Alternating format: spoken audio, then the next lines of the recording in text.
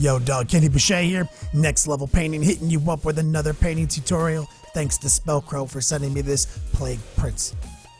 Hot off the press. I'm going to show you how to go from zero to hero in just a few simple steps. We're going to tabletop today, and I'm going to start off with a little pre-shade technique. We don't talk about this very often. It's a very useful technique. Helps nurture natural colors and pigments out. So basically the technique is we're going to prime the model black, and then we're just going to take any white, thin it down, airbrush it on, some top to down highlighting. Basically, you're just painting a grayscale. That's simple. And try to go as extreme as you can. Take it to as bright of a color. I like to go as white as possible on my peaks. Leaving my shadows neutral, going all the way to black. Pretty basic. I don't overthink it when I do the pre-shade technique. It's basically just a build up. It's the canvas to our glazing.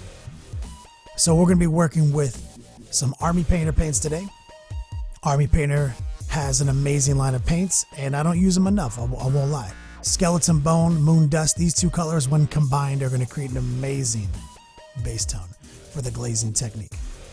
You guys might see me using the Army Painter washes all the time. About to show you that there's more to it.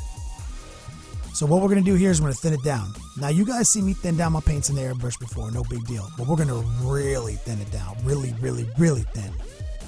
There we go. A little flow proof, a little water, get it going. Now we're going to glaze. We're going to glaze with our airbrush. Glazing is not isolated to a tool. It's just a technique.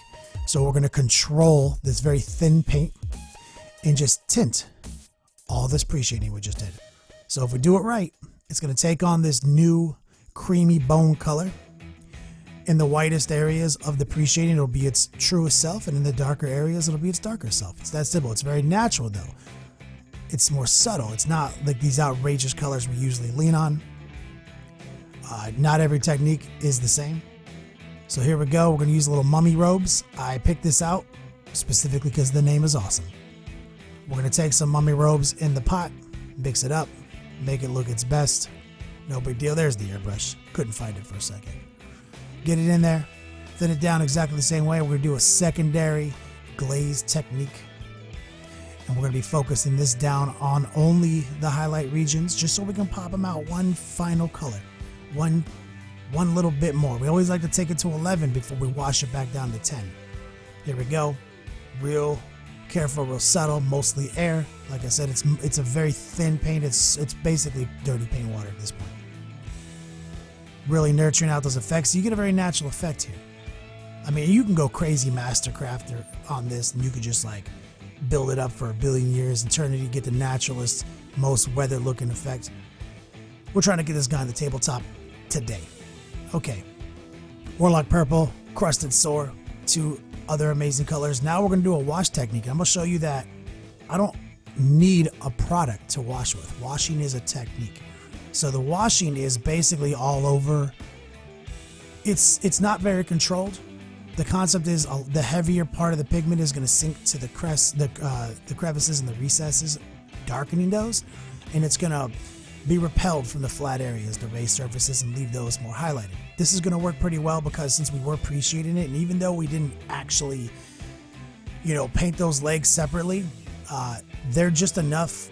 Even though they have a little bit of that bone color on there, it doesn't really matter.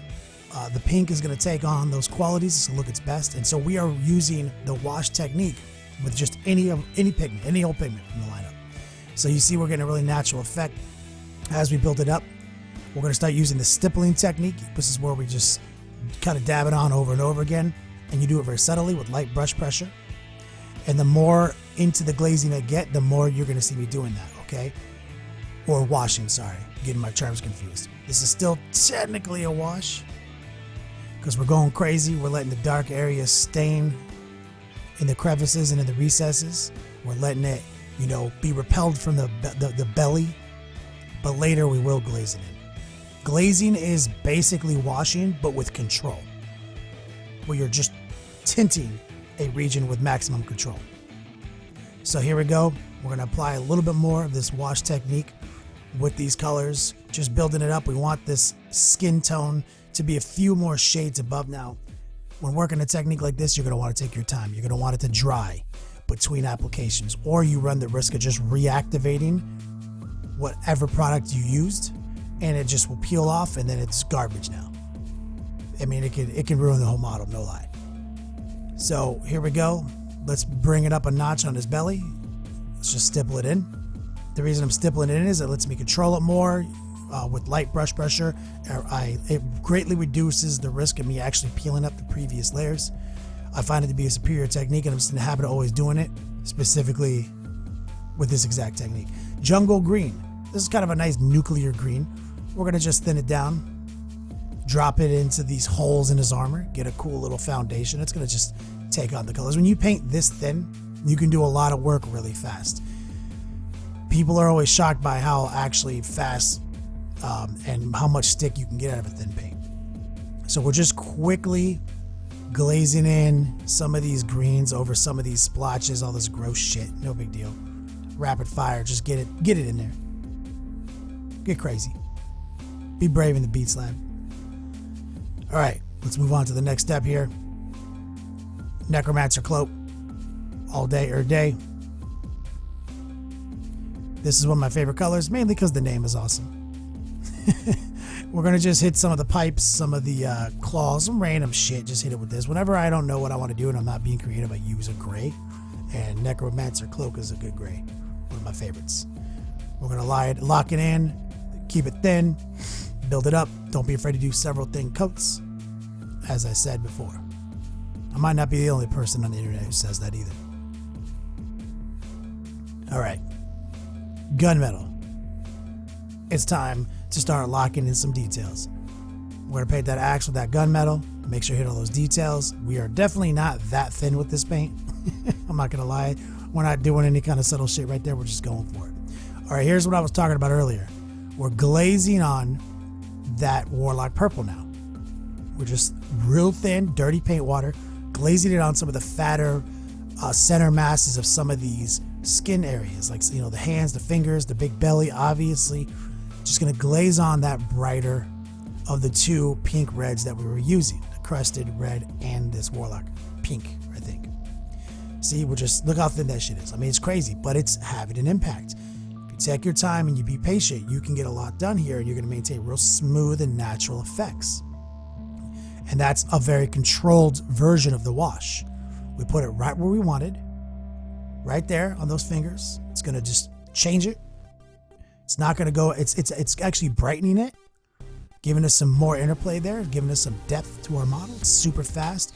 It's almost therapeutic when you paint this way. You just go, you just let it happen. You'd be surprised how fast you can paint. We did this all like just right now, rapid fire, while listening to an audiobook in the Beats Lab. Get into the tabletop today. All right, same thing on his face. Look how fast it is. You just lock it in, dab it in where you need to, make it look its best. Stippling technique. Too easy. One last time right here, one last stipple. See this, how we're getting a perfect little blend with how thin it is and just subtly feathering it out with this technique. Look at that, beautiful blend. Glazing is the truth. That's all basically airbrushing is, but you can do it with a paintbrush too. So he's looking pretty good, but he's missing something, obviously. There's something that all Demon Purchasers should have. Oak Brown up on deck. I'm using this as a base color because Spellcrow actually makes a couple of add-on kits for the Plague Prince. He's got an awesome Plague Contraption jetpack. There's also an alternate head swap and weapon swap. I wish I had those because those are really sweet too. But what we're going to do is we're going to paint all that brown in there. We're doing the cock robe at the same time, just being efficient. Now we're going to use a little desert yellow married in the pot real quick. We're going to start spraying that highlight into the cock robe, make it look its best, just to give it a nice, interesting transition, because that's why I fucking own an airbrush. I like to have fun with those transitions. Let it dry, but sometimes I'm impatient. Do as I say, don't do as I do. Lock it in a quick little highlight, even though it's still totally wet. Meh. I can make it happen. Here we go, dry brush technique. This is one of the ancient Chinese techniques. Now that that brown is dry, we're just gonna take a big old fat brush. This one is Slow Fuse Gaming. And we are gonna go crazy, just rapid fire dry brush it, make it look its best. And that nice brown, that dark brown is gonna look solid. It's gonna really give us some dimension, some real rust and fatigue on this metal. Totally solid right there. I already pinned it ahead of time. Now we're going to just glaze some of those crusted reds in to the fleshy mass of the add-on backpack piece, just as a starter place right there. So we're going to like glaze in, highlight up those tones to be more like the rest of his skin. All right, this is actually a wash product that Army Painter makes that I use a lot. This is Strong Tone, and we use a little quick shade mixing medium to thin it down. Now what this does is doesn't make it thin in texture, it thins down the pigment without separating it. So you can go really far with this. We're going to use a heavy wash technique now, and we are going to be definitely stippling it in, letting it find its way to the crevices. And because we thinned it down with that technique, that product quick shade mixing medium, it definitely cuts down on how aggressive it is and how much staining it's going to do. So as long as you stay fast, you stay in motion, and you keep stippling, you should be fine. Real quick, a little green tone on the weapon, just for shits and giggles. Maybe throw some in on those pustules. I don't know. But there he is, man. It's tabletop ready. Like I don't know, 45 minutes of work all day, every day. Anyway, guys, big shout out to my patrons. If you guys didn't know, you can support me on Patreon. Get early and exclusive VIP access. Anyway, guys, play on, please. If you like these tutorials, check out Next Level Painting on Patreon. Become a patron of the arts today. We offer early and exclusive access to our videos and a rewards program for different pledge levels. Patreon is PayPal and credit card secure, so you don't have to worry about that. We use 100% of the money to improve our process.